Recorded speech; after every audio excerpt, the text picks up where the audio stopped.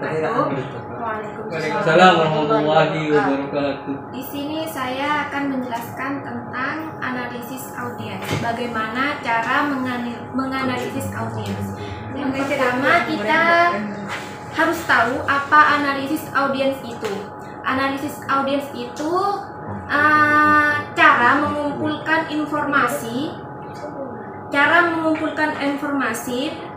sebanyak mungkin tentang audiens agar kita memahami dan siapakah audiens kita dan apa yang diperlukan oleh audiens kita.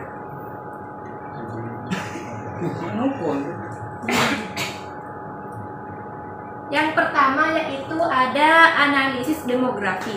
Analisis demografi adalah proses mengumpulkan dan mempelajari informasi tentang ciri-ciri umum sekelompok orang.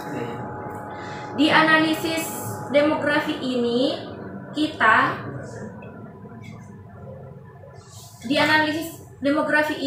kita dapat menganalisis audiens dengan cara melihat dari usia, dari jenis kelamin, dari ketertarikan, dari pendidikan dan juga agama. Contohnya seperti kita melakukan perform di lingkungan pondok pesantren, kita bisa melihat audiens kita usianya berapa. Kan di lingkungan pesantren maksimal usianya sekitar 22 tahun ke atas, 20 tahun ke bawah.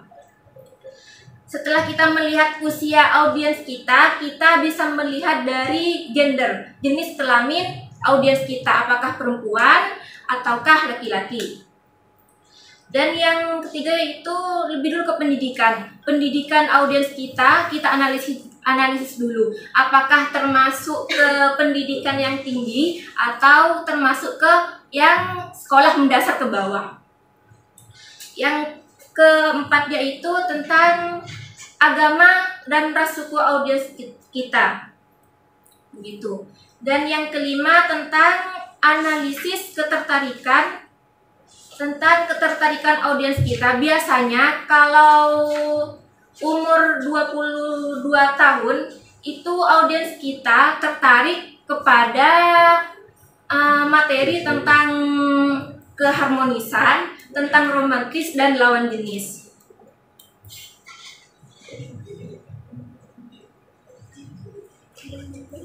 Yang kedua yaitu kita bisa menganalisis audiens dengan cara analisis situasi. Analisis situasional adalah mengumpulkan informasi tentang audiens secara geografis. Bagaimana cara menganalisis audiens secara analisis situasional? Yaitu yang pertama, skala audiensnya. Kita lihat berapa jumlah audiens kita, skalanya kecil atau besar. Ketika kita menghadapi audiens yang banyak, kita bisa melakukan kontak mata secara langsung dengan beberapa audiens. Dan ketika kita melakukan perform dengan jumlah yang banyak, seperti kita berada di tengah bola, kita bisa melakukan dengan blocking kanan, blocking kiri, blocking tengah. Karena kita untuk mendapatkan kontak mata dengan audiens yang lebih besar itu tidak mungkin. Yang kedua, kita bisa menganalisis situasional dengan cara fasilitas acara. Seperti kita di sini nih, kita kan sudah disediakan dengan fasilitas yang memadai seperti AC, ada proyektor, begitu. Ketika di tempat acara kita tidak ada fasilitas yang memadai, kita bisa mengkonfirmasi dengan panitia acara tersebut.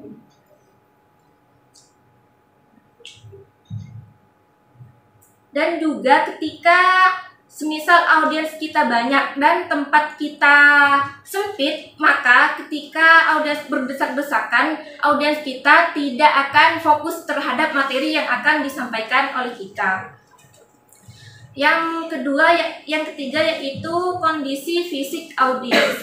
Kita harus bisa menganalisis kondisi fisik audiens. Semisal kita melihat audiens nih, sudah terlihat ngantuk. Nah, kita di pertengahan perform itu kita harus bisa melakukan jokes atau hiburan untuk audiens agar audiens kita lebih ceria. Nah,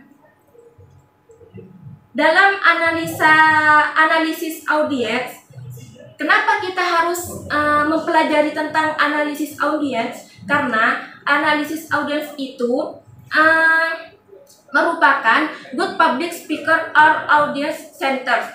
Audience center ini merupakan ketika sang pembicara mengutamakan kepentingan audiens dibandingkan kepentingannya dia sendiri. Jadi ketika kita sebelum melakukan perform seperti saya sekarang ini, saya harus menganalisis pendengar saya seperti teman-teman sekalian.